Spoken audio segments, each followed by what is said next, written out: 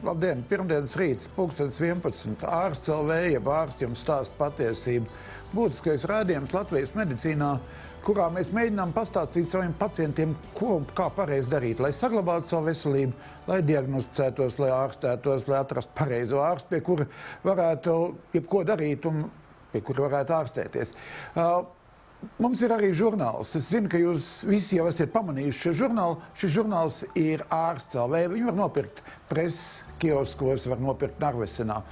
Katru dienu 11:12 Latvijas ārstu biedrība raida Latvijas Rādio 2. Tie ir mūsu labie padomi mūsu pacientiem. Un mēs ceram, ka jums tie patīk un jūs katru dienu klausieties. Šodien mums ir ļoti sarežģīta, ļoti nopietna tēma, un tas, protams, ir vēzis. Un vēzis no ķirurģijas aspekta, vēzis no ievērojamāko Latvijas ķirurgu skatu punktu, un tādēļ pie mums ir ieradies Jānis Gardovskis, Rīgas Stradiņu universitātes rektors, ķirurģijas katedras vadītājs, ilgus gadus Latvijas ķirurģijas guru un ķirurģijas līderis.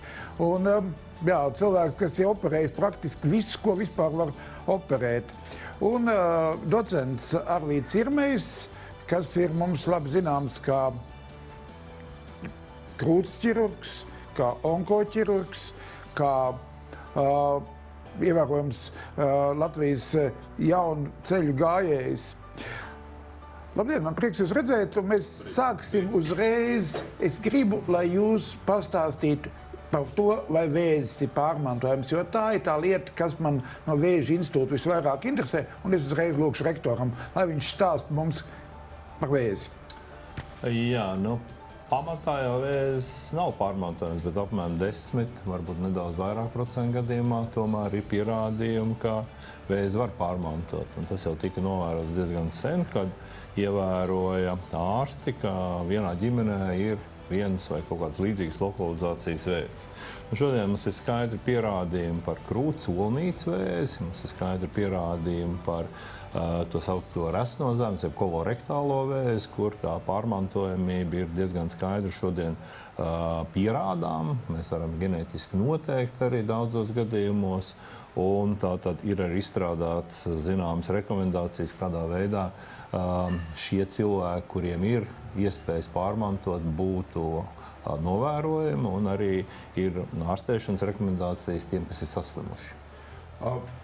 Tātad mēs Latvijā varam izķert tos, kuriem ir konkrēti vēži, jau genotipēt, jau noteikti gēnu, un pēc tam skatīties, vai līdzīgi genotipi nav tuvākajos radiniekos. Mēs to darām, pārmantot Vēža kādreiz bija institūts, šo onkoloģijas institūts. Mums ir arī Stradiņu slimnīcā šāds te kabinets, kur ģimenes ārsts nosūtījumi tātad cilvēki var griezties, tātad kvalificēti speciālisti ievāc tā saucamo anamnēzi un saprot, vai šeit ir kāds no šiem te draudošiem sindromiem, un tālāk var arī nodot asins analīzi, lai noteiktu attiecīgs gens. Pasaulē arvien biežāk mēs dzirdam par tādām situācijām, ka sieviete atļauj sev veikt olnītes vai krūšu operāciju, jo risks saslimt ir pārāk liels. Jā, ja mēs pierādām attiecīgo gēnu klātesamību, ja mutācija tajā gēnā, pareizāk sakot, tie saucamie BRCA1, ja breast cancer 1, breast cancer 2 gēni, tad izvērtējot arī varbūt pārējos riskus un nosakot un saprotot, ka sievietē varbūt dzīves laikā ir kaut kur 80–85% varbūtība, ka viņa saslims ar kādu šādu no slimībām, tad viņi var apdomāt šo variantu, kad izdarīt vai profilaktisku olnītes izņemšanu vai arī profilaktisku tā saucamā zemādas mastektomiju, ar aizvietojošu protezēšanu, lai ar šo slimību nesaslimtu. Tas jums ir bieži? Jūs esat to darījuši? Varbūt Arvīts. Kā speciālists pastāstīs. Kā jau profesors teica, tie gadījumi jau nav tik bieži, un varbūt, ka mūsu klīnikā ir kādi 5–7 gadījumi pa gadu, bet visā Latvijā tie ir vēl kādas 4–5 reizes vairāk, tā ka tomēr katru gadu ir kādas apmēram 30–40 sievietes, kurām ir nepieciešama šāda īpaša pieeja. Un būtībā tā labā ziņa, tur ir būtībā divas labas ziņas. Viena laba ziņa ir, ja izdodas šo gēnu defektu atklāt, kamēr sieviete vēl nav saslimusi, tad, līdzīgi kā šī slavenā amerikāņu aktrise, viņai izdevās paspērt soli pa priekšu šai vēža slimībai un izdevās ar šīm profilaktiskajām operācijām to novērst. Bet arī pat tad, ja sievietei kaut kāda iemesla dēļ nav bijis iespējams šo gēnu defektu uzzināt, ka viņai tāds ir, un ja viņa saslimst, tad mēs jau tajā saslimšanas brīdī arī visas sievietes uz šo BRCA1 gēnu defektu testējam, un ja mēs tādu atklājam, tad atkal mums ir īpaša ārstēšana, gan ķirurģiskā pieeja, kas jau tika teikts, gan arī medikamentozā, un būtībā šīm sievietēm ir ļoti labi šie ārstēšanas rezultāti. Tās ir jaunas sievietes, bieži vien šī diagnoze ir saistīta ar diezgan tādu šokējošu momentu. Tās ir jaunās māmiņas vai vēl citi kādi, teiksim, sarežģītas situācijas, bet rezultāti ir labi. Tāpēc ir ļoti būtiski, kad par to runā un kad to diagnosticē. Agrāk mēs domājam, ka tie rezultāti būs ļoti slikti, jo bija tā it kā pārmantotais vēzis, agrāk saslimst, ļoti jaundabīgs, bet patreiz, teiksim, vairāk attīstoties personalizētai medicīnai un izvēlētos pareizo ārstēšanas veidu, mēs redzam, ka rezultāti ir pat labāk nekā sporādiskā vēža gadījumā. Tagad tas arī tāds zināms paradoks, kas ir ienācis tagad, jo onkoloģijā, man liekas, tā ir viena no visstraujākām tām medicīnas nozarēm, kas daudz kas mainās. Un Arvīts nesen bija tātad kongresā, un jau tie priekšstati, kas bija varbūt pagājuši gadu, šogad jau tiek mēģināti laust. Jo vēzis ir ļoti adaptējis situācijai. Vēzis, jo vairāk mēs viņu pētām, vairāk mēs uzzinām, jo viņš arī maina savu bioloģisko dabu. Uz labo vai uz slikto pusi? Diemžēl. Arī viņš mēģina, kā saka, izdzīvot. Tāpēc, man liekas, mēs atgriežamies pie tās vecās patiesības, ka nekas nav labāks par agrīnu diagnostiku. Agrīna diagnostika ir tas varbūt zelta standarts un tā zelta garantija, ka cilvēks dzīvos bez recidīviem. Protams, kā, teiksim, tajos ielaistajos gadījumos jau tā ārstēšana ir ļoti sarežģīta, ļoti individuāla, ļoti dārga. Ja? Un nevienmēr tie rezultāti ir ļoti pozitīvi. Arvīd, mēs tev pazīstam kā vienu no nozīmīgākiem, vai vismaz pēc apjoma ziņā tādiem rosīgākiem Latvijas krūts ķirurgiem. Un tagad arī Pasaules kongresā esi bijis, uzstājies, runājis, darījis. Kā mums ir ar to vēžu skrīningu, ar to krūts vēžu skrīningu, lai viņi nonāk tās meitenes ātrāk pie mums vai nenonāk, un kas pa iemeslu? Jā, tas arī, protams, bija tāds, kā mēs sakam, karstais temats kongresā. Un būtiski, par ko tika runāts, ir svarīgi, ka sabiedrībā tās būtībā ir veselas sievietes, kura saņem vēstuli ka viņām jāierodās uz medicīnas iestādi, viņiem jāveic medicīnisks izmeklējums, un būtībā medicīnas veselības aprūpes sistēmai no savas puses būtu jāizdara maksimāli viss, lai šī veselā sieviete nonākot, tā nosacīta, neteiksim, ka slimas statusā, bet, mediķu rokās, ja, lai viss, kas tiktu darīts, tiktu izdarīts perfekti. Lai šis mamogrāfijas slēdziens būtu perfekts, lai tur nebūtu ne mazākais šaubu moments, lai to tiešām darītu augstas kvalifikācijas speciālisti. Un, ja viņai ir nepieciešama kāda papildus izmeklējuma, lai tad arī viņai būtu ļoti skaidrs, tas, ko mēs te runājam, tas zaļais koridors, ja, ka kur viņai tālāk doties, nevis tā, ka viņa saņem kaut ko viņa īsti nesaprot, tur ir R3, un tad jums vajag sonogrāfiju, un tad viņi iet pie ģimenes ārsta, un tad ir nosūtījums, un tad ir rindā 2 mēneši, vai ne, un tad viņi pat tiem 2 mēnešiem jau ir pārnervozējusies, vai ne, kas tad būtībā tā ir viena, teiksim, ļoti būtiska lieta, ko attīstītā valsts pašreiz cenšas, ja, lai skrīnings pēc iespējas mazāk sievietēm radītu liekus satraukumus. Ja. Bet kā tomēr ir, vai tev tagad ielaistie vēži paliek mazāk vai nepaliek mazāk? Tāda statistika, diemžēl, nav. Jāsaprot arī to, ka ir kaut kādi ļoti agresīvi audzēji, kur sieviete nav vainīga un kur mēs nevaram teikt, ka viņš ir ielaists. Bet tās vēzis ir tik agresīvs, ka sieviete viņu pamana jau tad, kad ir padusas limfmazglos metastāzes. Ja. Un, protams, šādā sievietei skrīnings varbūt nav tā grupa, kur viņš palīdz, bet tomēr ir ļoti liela sieviešu grupa, kur skrīningam ir būtiska nozīme, lai uzlabotu rezultātus. Profesor, tu esi jau mums 35 gadus Latvijas onkoloģijas līderis. Man liekas, tu apmēram 80. gadā sāk 5. nodaļu vadīt, vai vismaz bija tur vadošais operējošais ķirurgs. Kas ir mainījies par taviem gadiem? Kāpēc tu ienāci 5. nodaļā, kurā mums bija pašiem jaunībā, es devu narkozītes, bija bail, pie tavām operācijām, kad tu izģīmi pusvēderu, bija bail dot narkozīti, milzīgas operācijas apjoms, diezgan maz dzīvības. Kas ir mainījies par šiem? Mainījies ir ļoti daudz. Būtībā mēs, kā es vienmēr saku, no padomu medicīnas esam pārējuši uz rietumu medicīnu, tas ir priekšstati, tehnoloģijas, bet arī paši vēža, teiksim, tā ārstēšanas principi ir mainījušies, jo agrāk, kā pareizi teica, bija tās lielās operācijas, ja, kā tā Arvīda laukā, kur mēs arī diezgan daudz jaunībā esam strādājis, standarta operācija bija krūts noņemšana. Šodien par krūts noņemšanu mēs runājam ar vienu mazāk un mazāk, ne tikai tāpēc, ka mēs atklājam ļoti agrīnas stadijas. Tātad šodien ir iespējas krūtī saglabāt, ja? Ir iespējas saglabāt paduses no limfmazgles, tātad neizņemt, tas ir kropļojušas operācijas, ka pēc tam roka tūkst un grūti viņi strādāt.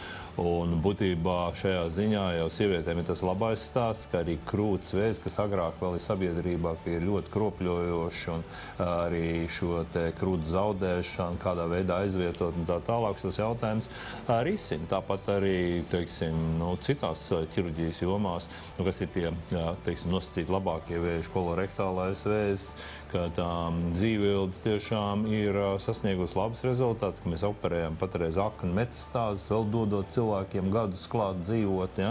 Un kad ir arī specifiska ķimioterapija, un jāsaka, pie kolorektālā vēža tie rezultāti ar katru gadu uzlabojas. Tas ir viens no tādiem draudzīgākiem, ja tā drīkst teikt, vēža formām, ja? Ļoti slikti rezultāti tāpat turpina saglabāties pie plaušu vēža, kur vēlēna diagnosti, ja? Kur pīpē, ja? Pīpēšana, tātad vēlreiz var teikt, ka tas ir pats kaitīgākais ieradums, ka cilvēki faktiski nopīpē savus plaušus. Otrs ir aizkuņa dziedarvēzis, kur arī tie rezultāti, diemžēl, ir ļoti slikti. Neskatoties uz tām lielajām radikālām operācijām, neskatoties uz agresīvu ķimioterapiju, tiešām tas ir viens no tādiem, kur vēl nav atrasti tie risinājumi. Mēs skaidri zinām, ka Latvijas iedzīvotājs, piemēram, šo mūsu medicīnas dzīves pieredzi 35 gados, Latvijas iedzīvotājs dzīvo kā 10 gadu ilgāk. Vīrieši pat vēl vairāk ilgāk nekā 10 gadus, salīdzinot, piemēram, 80. gadu sākumu. Par 90. gadu pašlaik 8,5 gadus, man nav īsti dati par to. Vai nav tā, ka mēs sagaidām savu vēzi? Ka katrs cilvēks sagaida savu vēzi, jo viņš nav kā agrāk nomirs ar infarktu, tur profesors Ērglis izķer viņus neticam ātri tos infarktus, viņi paliek dzīvi, tur nenomirst ar traumas arī mazāk, tur uz ceļu vairs nav tik daudz viņas, vai ne, tur ir saindēšanās mazāk, viss kas. Varbūt viņš vienkārši sagaida to tā vēzi. Jā, tev ir taisnība, jo vēzis jau pēc savas būtības ir tomēr novecošanās slimība. Ja? Tas saslims arī jauni cilvēki, bet būtībā, un kā smējas urologi, tad, ja vīrietis dzīvotu, tad viņš vienmēr kaut kad vai no 90, vai 100, vai 105 gados to savu prostatas vēzi sagaidīt, neizbēgam. Ja? Sievietēm laikam nav tāda pierādījuma par krūts vēzi vai kā, bet organismu novecošanās kaut kā cilvēkam ir jānomirst. Cilvēks pilnīgi vesels nenomirst. Ja? Tātad vai pamatā viņš nomirst no kaut kādas, teiksim, bioloģiskas nāves, no vispārēja funkcija izsīkuma, vai viņš nomirst no vēža, vai viņš nomirst no kaut kādām kardiovaskulārām kaitēm, lielākoties ir tās biežākās. Ja? Tā kā es neesmu to atbalstītājs, ka cilvēkam vajadzētu dzīvot 120 gadus, ja? Jo vienu momentu dēļ, tāpēc, ka smadzenes nevelk tik ilgi, jo smadzenes ir ieprogrammētas mums uz zināmu laiku, un smadzeņu darbības nodrošināšana 120 gados ir diezgan, man liekas, izaicinoši. Kaut gan tur runā, ka galvas tagad pārstādīs, un ko tur jau pirmais bija kaut kur internetā, es vakar lasīju, bet tā ir tāda varbūt arī kosmiska tēma, kur... tomēr pie tevis, ja nu mēs esam dabūjuši šeit rektoru, tad izstāst mums, kādā veidā Rīgas Tradiņu universitāte iet pretīm vēža diagnostikai. Tagad jūs iet pretīm jaunām pētām. Tas ir pavisam modernām, pilnīgi jaunai, filozofiski atšķirīgai vēža diagnostikas metodoloģijai. Jā, nu mums ir izdevies ar privātu uzņēmēju, neslēpšu, tas ir Vitālijs Skrīvels un ar Eiropas atbalstu. Esam vienā tādā projektā kopā ar Rīgas Tradiņu universitāti, tur arī Kalviņkungs ir nedaudz un banka. Esam uzbūvējuši šo te PET centru un faktiski pirmie 10 pacienti jau pagājušajā nedēļā tika izmeklēti labiem rezultātiem. Un šonedēļ vēl tiks izmeklēti pacienti. Tā kā saņemot tūlīt zāļu aģentūras to atļauju ražot preparātu, mēs pilnībā sāksim darbu. Tā kā tas ir labs un iepriecinājošs ziņojums mūsu iedzīvotājiem. Diemžēl tas ir komerciāls projekts, ja, bet līdz šim Latvijā nebija PET kameru pieejama, tātad Igaunijā, Lietuvā bija. Vēl tā labā ziņa ir, ka mēs paši ražošam preparātu, tātad ne Igaunijā, ne Lietuvā. Radioaktīvu preparātu. Jā, tātad ciklotrons arī, jā, tas ir galvenā. Tad pavisam maza atomelektrostacija Rīgas centrā saucās ciklotrons, tā tu varētu izteikt. Tas ir Rīgas Tradiņu universitātes pienesums Rīgas iedzīvotājiem. Nē, es pajokojos, tas nav nekas ļauns. Cilvēkiem nav ko bīties, viņas visās lielās pasaules pilsētās. Ja viņš ir atbilstoši visām tās organizācijas, kā viņi saucās, noteikumiem, un tur ir ļoti liela drošības un viss, bet tas ir tas aparāts, kas ražo to neilgas dzīves radioaktīvu preparātu, ko cilvēkam ievada, un tad tas preparāts kaut kur uzkarājas, un tad viņi nosaka, un tā ir tā PET-CT ideja, kā ar viņu var noteikt tātad mazāks, precīzāk, un to, ko varbūt nevar noteikt ar MRS, un ko nevar noteikt ar vienkāršo CT. Un, protams, ka tā PET-CT dos iespēju tātad agrāk varbūt monitorēt un noteikt cilvēkam iespējamās metastāzes, kuras vēl var ārstēt, ja? Un arī varbūt pie retiem tumoriem noteikti arī. Un mums tagad ir padomā viens tāds arī, teiksim, pētnieciskā nolūkā, pat šīm te padusēm, ko mēs runājam, tātad padušu limfmezglu, ja, teiksim, diagnostika, jo līdz šim tik precīzas metodas, kā CT nav, jo ar viņu var, teiksim, tiem precīzākiem tur daži milimetri lielumā tos tumorus diezgan precīzi noteikti. Tā kā, viņš ienesīs ne tikai onkoloģijā, bet viņi arī pielieto kardioloģijā, viņi pielieto arī neiroloģijā, ja. Tā kā es domāju, ka tas būs iegūms Latvijai, tas PET-CT. Nē, par to mēs nešaubamies, mēs vienkārši cilvēkiem ir tā, mums skatītājs ir, teiksim, tāds mazliet izbrīnēts, ka mēs sakam, jā, mēs Salaspili nojaucām, bet tagad mēs esam radījuši ciklotronu pašā Rīgas centrā, teiksim, un tas ražo normālu radioaktīvu vielu, kas ir vajadzīgs cilvēka diagnostikai. Vai mēs redzēsim arī krūtsvēzi ātrāku, mazāku, koncentrētāku, vai te varbūt nevajadzēs pēc tam taisīt biopsijas katru?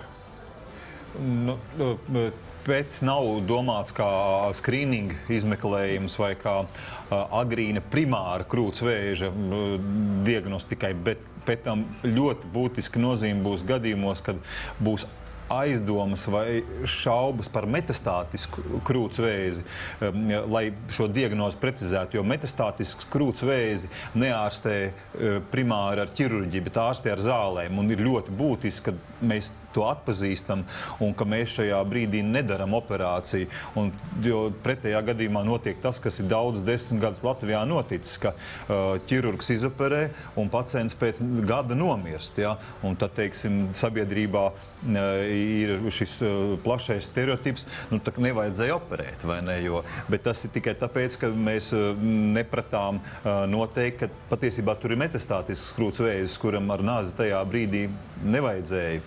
Arī uzsākt jau tomēr ārstējošu ķimioterapiju vai medikamentos terapiju, kas varētu dot tomēr kaut kādu rezultātu. Tā kā tā loma būs pietiekoši viņam liela tajos gadījumos, un es kā jau saku, tad arī, teiksim, prostatas vēža ārstēšanā, arī bieži vien mēs nezinām, kad parādās vēl cilvēks jūtas labi, viņam izoperē, bet varbūt viņam jau ir kaut kāds metastāzes jāsāk specifiska ārstēšana.